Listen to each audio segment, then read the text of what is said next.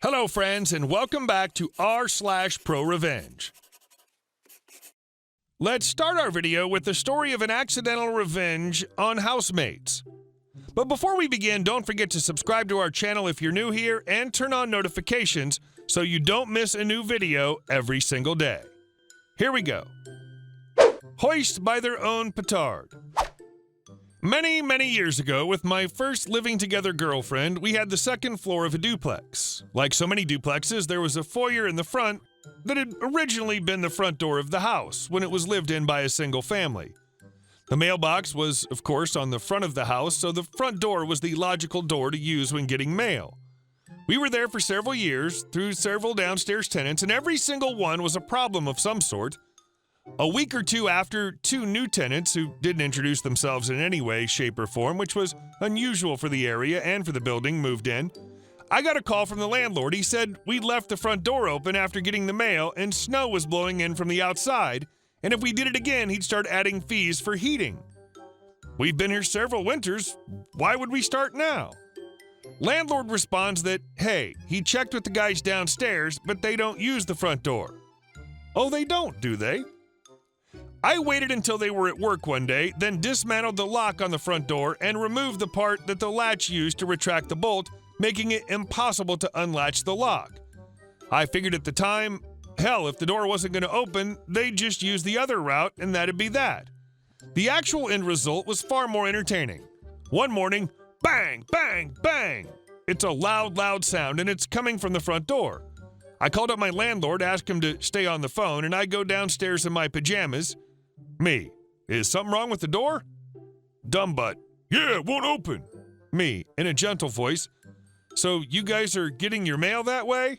Dumb butt, yeah, do you know how to open it?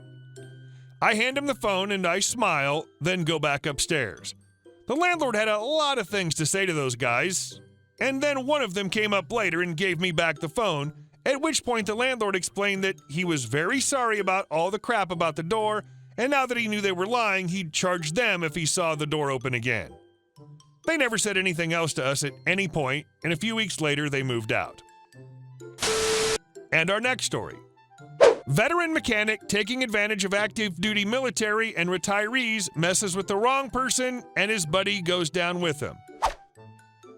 This happened back in 2002 at Marine Corps Recruit Depot, San Diego. I was stationed down that way at 32nd Street Naval Base for my military occupation specialty school and was the new Lance Corporal, E3 at the time. I had a 1994 Dodge Spirit with 180,000 miles or so, and I'd just driven it across the country. I bought it a few days before leaving Kansas at an auto auction. A couple weeks into my school, it died at the gate next to the sentry.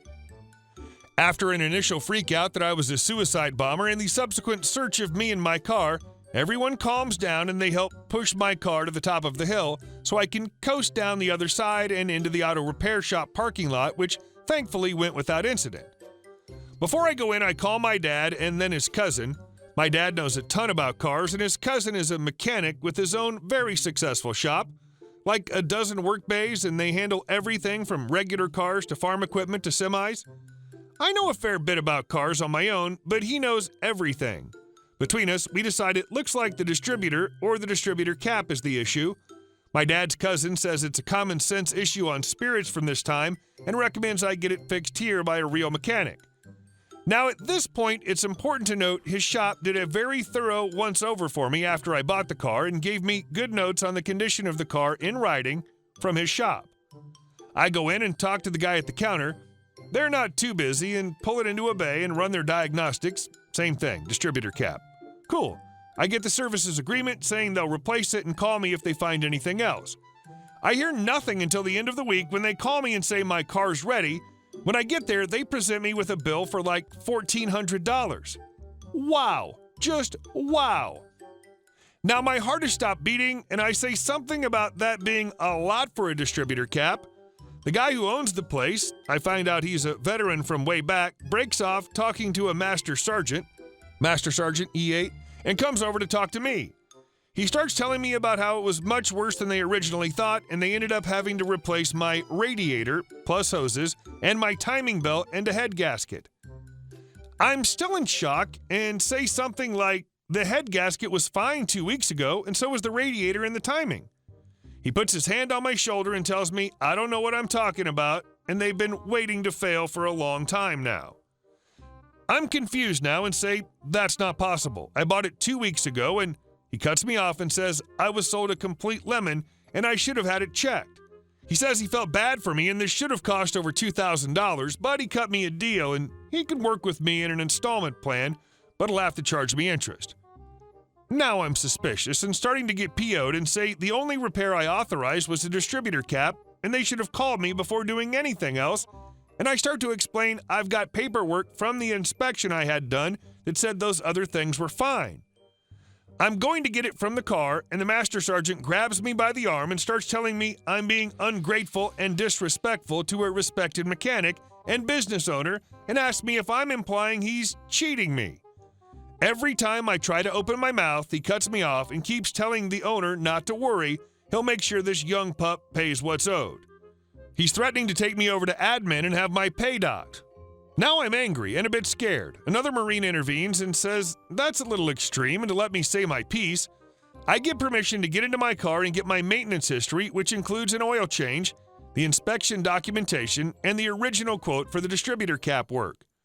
At this point, there's a crowd of customers and some other passers-by. The owner of the garage and master sergeant are in full theater mode talking about how I'm not appreciating the huge help they've been and I'm trying to get out of paying for work I asked for. Now I'm mostly just pissed. I come in and the master sergeant cuts me off and tells me to be careful how I talk to his friend. I ask the master sergeant if he's going to let me speak or keep interrupting me while I'm in a private conversation with a business owner.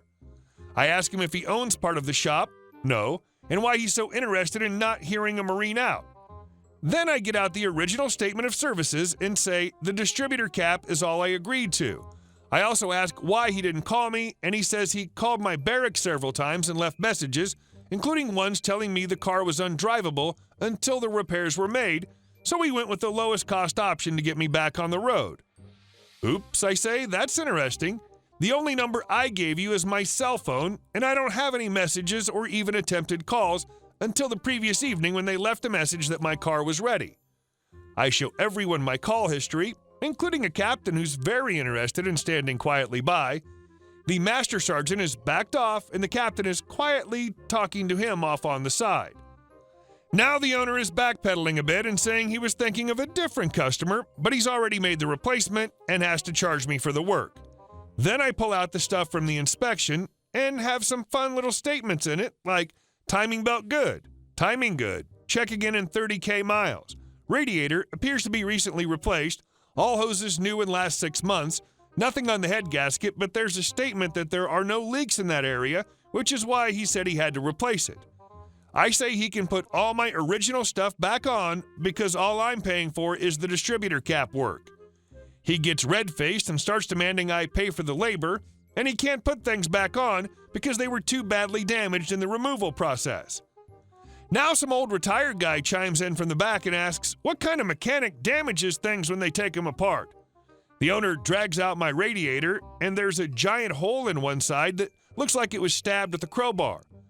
Now a couple of other people, locals, are questioning past situations where he helped them out with repairs they didn't know they needed. The master sergeant tried to walk off, and a colonel and a sergeant major in civilian attire post him to the side for a later conversation. The captain pulls me aside and asks to see the info I have and see my phone again, and steps behind the counter to photocopy it all.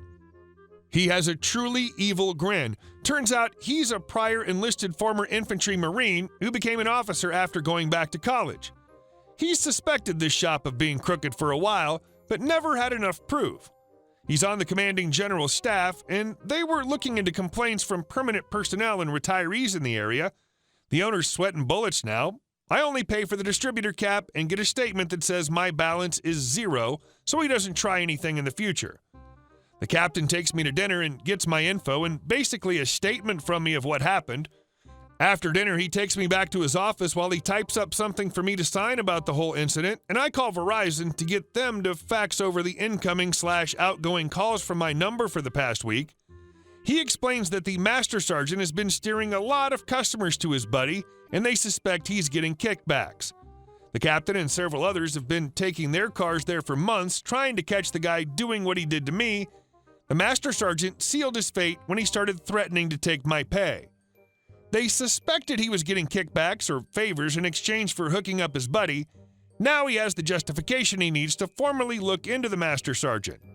The captain was thrilled and bought me a six-pack for using up so much of my Friday evening. I wasn't around long enough to see the outcome, but when I left, there were auditors from base services going through the business with a fine-tooth comb, and it was a legal matter. Once something like that gets started, it probably means a business and the owners will get kicked out of the base location. The base owns the building and the owner leases it. He and his business would also end up blacklisted as a place known for taking advantage of service members. Most commands give this out to people who check in so no one patronizes them.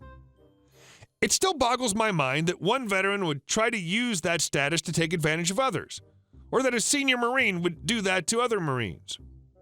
I know there are people out there like that, but having the shared common background we do, I expect better.